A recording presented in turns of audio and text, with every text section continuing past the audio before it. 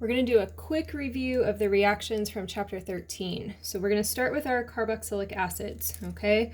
We know that these are proton or H+ donors, and we will see later in our quick review here that we have amines, which are bases, and those are proton H+ acceptors. All right, so the first reaction that we did with our carboxylic acid was we just mixed it with water. So say we take a small carboxylic acid, I add it to water. This is a weak acid, so this is an equilibrium. I'm going to send a proton from the proton donor, the acid, and then I get my acetate and H3O+. All right, so I just donated a proton here.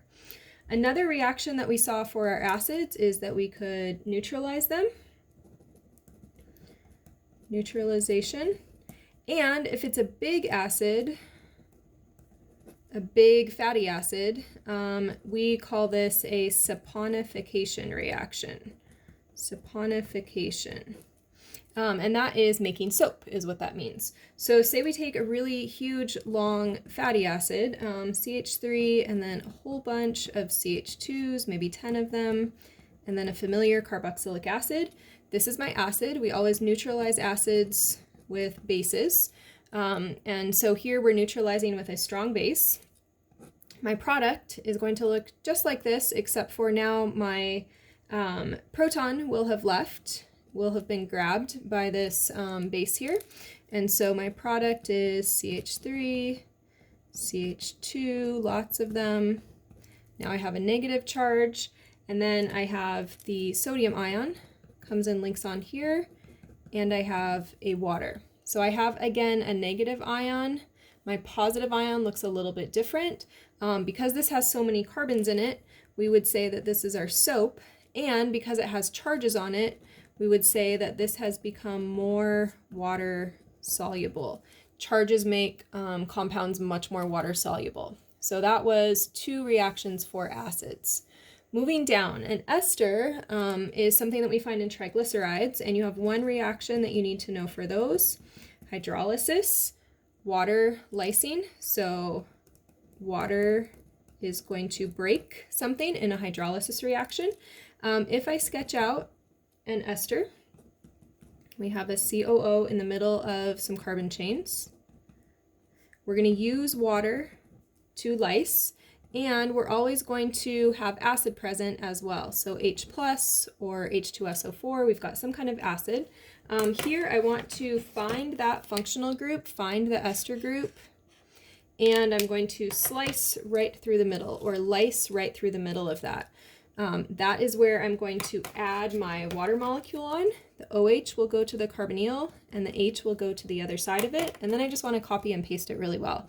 So CH3, carbonyl, and then I've now at that break point added the OH on. On the other side, a second molecule, I've got the H from the water, and then I have O, CH2, CH3. So I added where I broke, okay? And we always will use acid to do these hydrolysis reactions.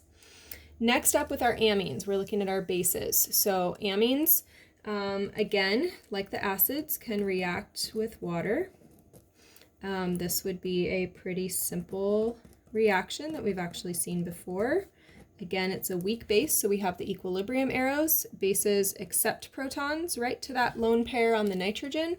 So I end up with CH3, NH3 with a positive charge, and then I have hydroxide. Remember, when bases react with water, we always get hydroxides.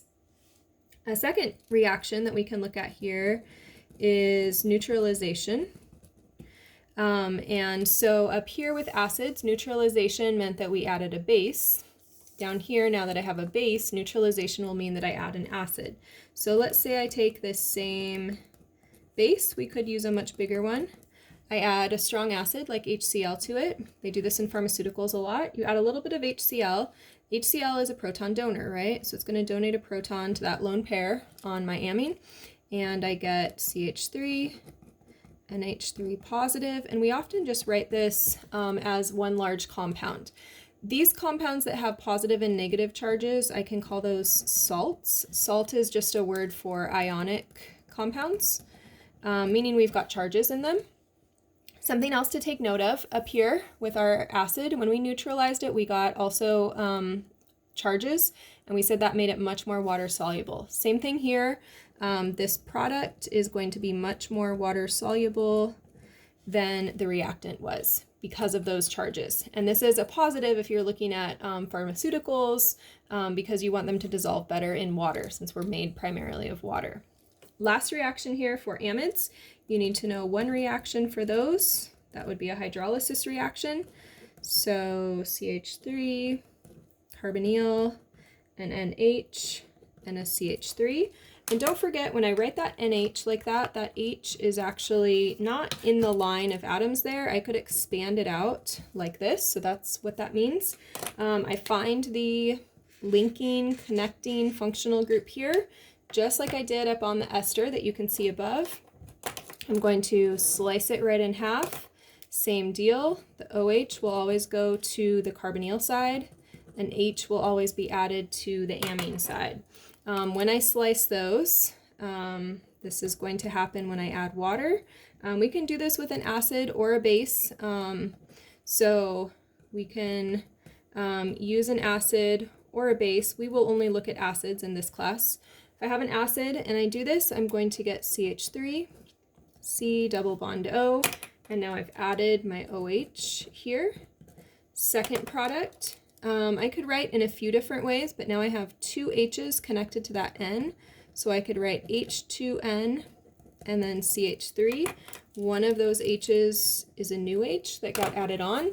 Another way you could write this, NH2, CH3, or you could reverse it entirely and write CH3, NH2. Any of those are acceptable. The key here is I took water and I lysed the amide. So I added water and I chopped that right in half. And that is very similar to what we saw here for hydrolysis. I hope that that little overview has helped you see that your acids can react with water or be neutralized. We can lyse an ester in half. We can take our bases, add them to water, or neutralize them to improve their solubility. And our amides, just like our esters, can be lysed into two smaller pieces.